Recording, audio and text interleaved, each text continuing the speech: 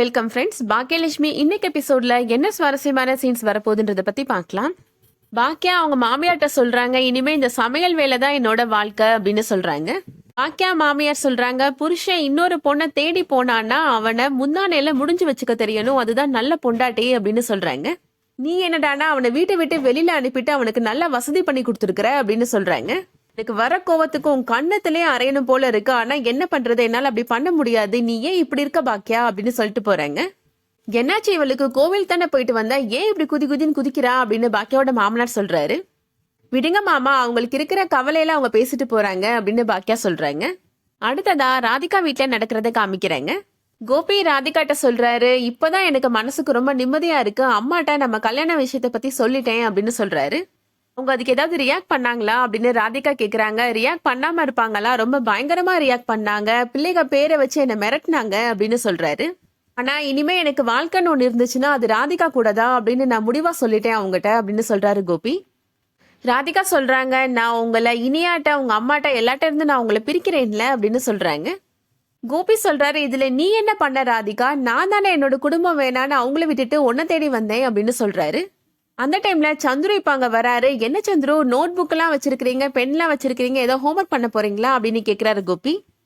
ராதிகா அண்ணே சொல்றாரு, அந்த கேட்டரிங்காரங்க போன் பண்ணி என்னென்ன டிஷ் வேணும்னு கேட்டுட்டே இருக்கிறாங்க, அதான் அவங்கள்ட்ட டிஸ்கஸ் பண்ணலான்னு வந்தேன் அப்படின்னு சொல்றாரு. ராதிகா என்னென்ன டிஷ் எல்லாம் பண்ணலாம் கல்யாணத்துக்கு அப்படின்னு சொல்றாங்க. கோபிக்கு என்ன ஸ்வீட் பிடிக்கும்னு சொல்லு ராதிகா, அதையே செய்ய சொல்லிடலாம் அப்படின்னு ராதிகாவோட அண்ணே சொல்றாரு. அவருக்கு என்ன ஸ்வீட் பிடிக்கும் அப்படின்னு யோசிக்கிறாங்க ராதிகா. என்ன ராதிகா இப்படி யோசிக்கிற, இத்தனை வருஷமா பழகுறீங்க, அவருக்கு என்ன பிடிக்கும்னு கூட உனக்கு தெரியாதா அப்படின்னு ராதிகாவோட அண்ணன் கேக்குறாரு. கோபி சொல்றாரு, எனக்கு கேரட் அல்வாவும் காஜு கட்லியும் ரொம்ப பிடிக்கும் அப்படின்னு சொல்றாரு. அப்ப அதவே செய்ய சொல்லிடலாம் அப்படின்னு ராதிகாவோட அண்ணன் அங்க இருந்து போயிடுறாரு. கோபிட்ட இப்ப ராதிகா மன்னிப்பு கேக்குறாங்க, உங்களுக்கு என்ன ஸ்வீட் பிடிக்கும்னு கூட நான் தெரியாம முழிச்சிட்டு இருக்கிறேன்ல அப்படின்னு சொல்றாங்க. கோபி சொல்றாரு, அதனால என்ன ராதிகா, உனக்கு என்ன பிடிக்கும்னு எனக்கும் தெரியாதுல்ல, இனிமே தானே நம்ம சேர்ந்து வாழ போறோம், இனிமே எல்லாமே புரிஞ்சுப்போம் அப்படின்னு சொல்றாரு. அடுத்ததா பாக்கியா வீட்டுல நடக்கிறத காமிக்கிறாங்க. ஜெனி பாக்கியாட்ட சொல்றாங்க, கல்யாணத்துக்கு என்னென்ன டிஷ் வேணும்னு சந்துரு மெசேஜ் பண்ணிட்டாரு அப்படின்னு சொல்றாங்க. கேரட் அல்வாவும் காஜு கட்லியும் பண்ண சொல்லிருக்காங்க ஸ்வீட்டுக்கு அப்படின்னு சொல்றாங்க. இந்த ரெண்டு ஸ்வீட்டுமே அப்பாவுக்கு ரொம்ப பிடிக்கும் அப்படின்னு இனியா சொல்றாங்க. இனியா இப்ப கோவிச்சுட்டு அங்க இருந்து போயிடுறாங்க. எழில் அங்க வராரு. என்னாச்சு எழில், உன்னோட படம் வேலையெல்லாம் எப்படி போயிட்டு இருக்குது அப்படின்னு கேக்குறாங்க பாக்கியா. எழில் சொல்றாரு, ப்ரொடியூசர் கதையை மாத்த சொன்னாரு, இல்ல அப்படின்னா ஆபீஸை காலி பண்ண சொன்னாரு, நானும் ஆபீஸை காலி பண்ணிக்கிறேன்னு சொல்லிட்டேமா அப்படின்னு எழில் சொல்றாரு. என்னடா எல்லாரும் படம் முடிக்கிறதுக்கு ப்ரொடியூசர் கிடைக்காம இருக்கிறாங்க, நீ என்னடா கையில கிடைச்ச வாய்ப்பு இப்படி தவற விடுற அப்படின்னு பாக்கியா சொல்றாங்க. எழில் சொல்றாரு, விடுமா, வேற ப்ரொடியூசர் கிடைக்காமலா போயிருவாரு, கண்டிப்பா நான் இந்த கதையை பண்ணிருவேமா அப்படின்னு சொல்றாரு. அது வரைக்கும் நான் வேலைக்கு போலான் இருக்கிறேமா, உனக்கு கொஞ்சம் உதவியா இருக்கும்லமா அப்படின்னு சொல்றாரு எழில்.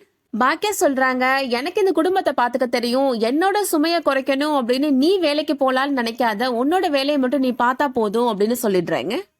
அடுத்ததா பாக்கியா கோபிக்கு ஸ்வீட் செஞ்சு கொடுக்கற மாதிரி கனவு காண்றாங்க. கோபி ரொம்ப அன்பா பேசுறாரு பாக்கியாட்ட கனவுல. அதுக்கப்புறமா பாக்கியா எழுந்திரிச்சிடுறாங்க. இது கனவா, ஏங்க என்னை விட்டுட்டு போனீங்க அப்படின்னு அழுறாங்க. அடுத்ததா ராமமூர்த்தி இப்போ ஈஸ்வரிட்ட கேக்குறாரு, என்னாச்சு ஈஸ்வரி, ஏன் உன் முகமே சரியில்லை, உனக்கு உடம்பு சரியில்லையா அப்படின்னு கேக்குறாரு. நான்லாம் எதுக்கு உயிரோட இருக்கிறேனே தெரியல, இன்னும் என்ன கொடுமையெல்லாம் பார்க்க வேண்டியது இருக்குன்னு தெரியல அப்படின்னு புலம்புறாங்க ஈஸ்வரி. எழில் கேக்குறாரு, என்னாச்சு பாட்டி, ஏன் இந்த மாதிரி புலம்புறீங்க அப்படின்னு கேக்குறாரு.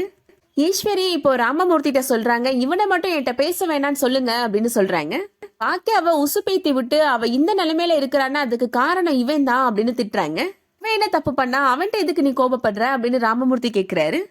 எழில் சொல்றாரு, விடுங்க தாத்தா, என்ன திட்டுறதுனால பாட்டியோட பாரம் குறையும்னா அவங்க என்னை திட்டட்டும் தாத்தா அப்படின்னு சொல்லிட்டு போறாரு எழில். இப்ப எதுக்கு தேவையில்லாம எழில் திட்டிட்டு இருக்கிற அப்படின்னு ராமமூர்த்தி கேக்குறாரு. உனக்கு என்ன ஆச்சு சொல்லிட்டு போ அப்படின்னு சொல்றாரு.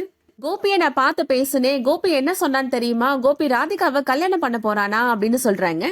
என்ன ஈஸ்வரி சொல்ற அப்படின்னு ராமமூர்த்தி ரொம்ப ஷாக் ஆயிடுறாரு. அதனாலதான் கோபியை இந்த வீட்டை விட்டு வெளியில போறதுக்கு நான் அனுமதிக்கவே இல்லை, அவன் கண்டிப்பா இந்த மாதிரி ஏதாவது பண்ணுவான்னு எனக்கு தெரியும் அப்படின்னு ஈஸ்வரி சொல்றாங்க. எப்படியாவது கோபியை நம்ம வீட்டுக்குள்ள கொண்டு வந்து சேர்க்கணும் அப்படின்னு ஈஸ்வரி சொல்றாங்க. கோபி அப்பா கேக்குறாரு, என்னைக்கு அவன் கல்யாணம் பண்ணிக்க போறானா, எந்த மண்டபம் அப்படின்னு கேக்குறாரு. நான் அதை பத்தி எதுவும் கேட்கலைங்க, அவன் கல்யாணம் பண்ணிக்க போறான்னு சொன்னதும் நான் கோபப்பட்டு அங்கிருந்து வந்துட்டேன் அப்படின்னு ஈஸ்வரி சொல்றாங்க. கோபி அப்பா சொல்றாரு, நான் உயிரோட இருக்கிற வரைக்கும் கோபிய ராதிகாவை கல்யாணம் பண்றதுக்கு நான் விடவே மாட்டேன் அப்படின்னு சொல்றாரு. அதோட இன்னைக்கான எபிசோட் முடியுது. இந்த வீடியோ உங்களுக்கு பிடிச்சிருந்துச்சுன்னா லைக் பண்ணிக்கோங்க. ரெகுலரா சீரியல் அப்டேட்ஸ்க்கு நம்ம சேனலை சப்ஸ்கிரைப் பண்ணிக்கோங்க. தேங்க்ஸ் ஃபார் வாட்சிங்.